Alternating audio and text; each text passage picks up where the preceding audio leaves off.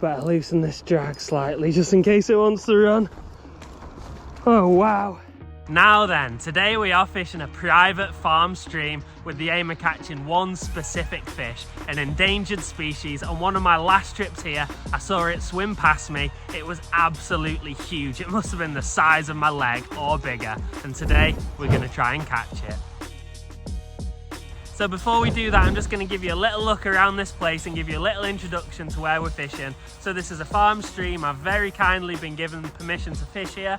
This place is normally absolutely stuffed with grayling, so hopefully we're going to catch a few of them as well. But yes, places like this are just so special to fish because they don't get fished and you just never know what's going to happen. So this stretch of river here is where I saw it. It's really, really deep, and I did actually see it swimming into all those branches and snags over there.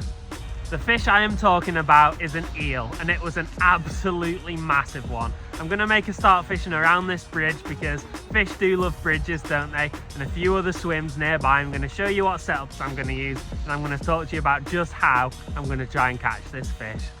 So I'm going to be using my rigged and ready X5 Adventure with its 5 to 15 gram tip with the RR3000 spinning reel on, and we have gone for a maggot feeder. I think eels at this time of year are going to be sat on the bottom, probably in amongst all the snags, just staying really docile. So hopefully this maggot feeder is going to get plenty of bait in there and draw them out.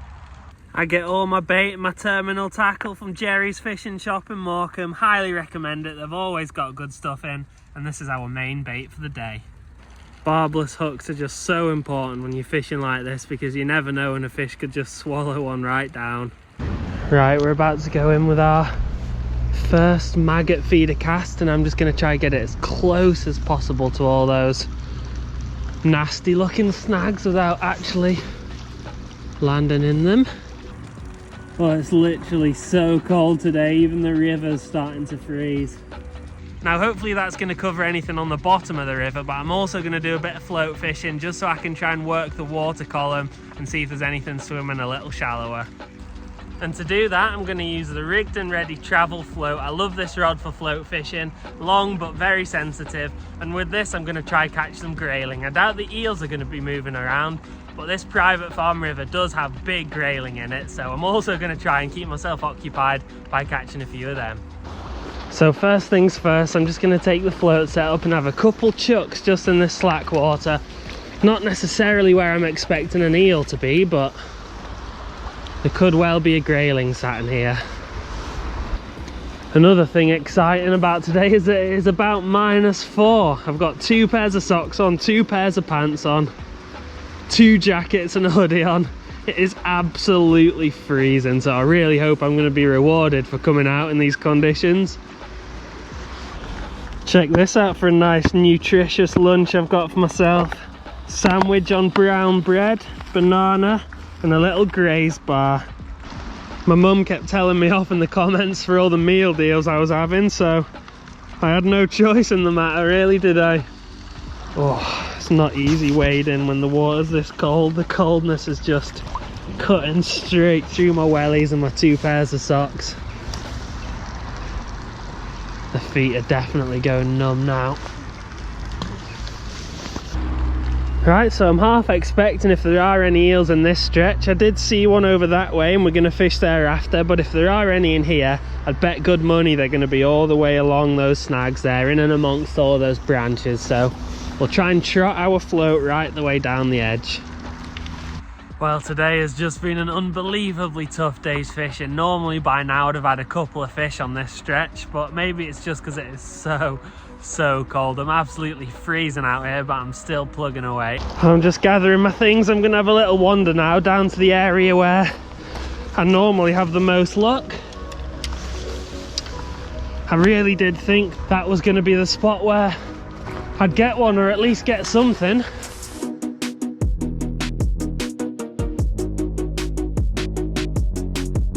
Well, the difficult thing about this is navigating 2 long fishing rods geared up around all these trees and stuff. Wow, look how beautiful the view is off this bridge. Makes it even more special with that bit of frost around too. Absolutely stunning.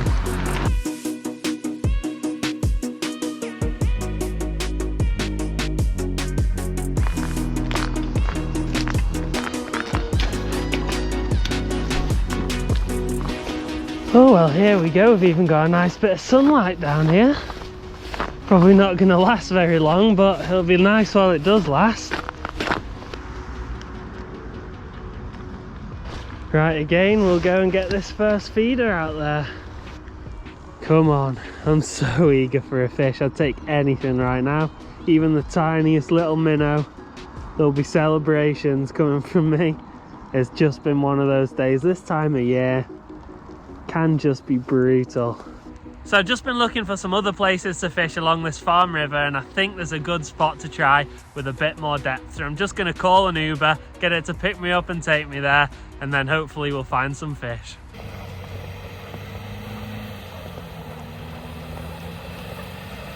There we go, my Uber has arrived. It's looking a little worse for wear though, but I think it'll get the job done.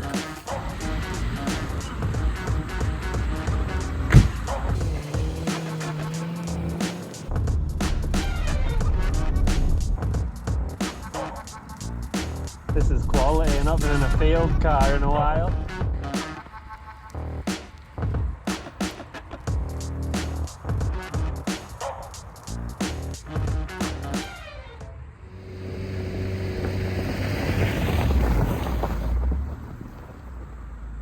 Well, just been for a little whiz around in the car trying to find a few more spots, but it was all just a little too shallow, so we're back in the danger zone where the bigger fish like to live.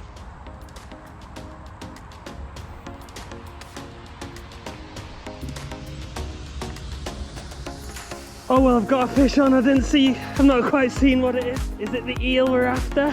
No, it's a grayling, but better loosen this drag slightly just in case it wants to run. Oh wow.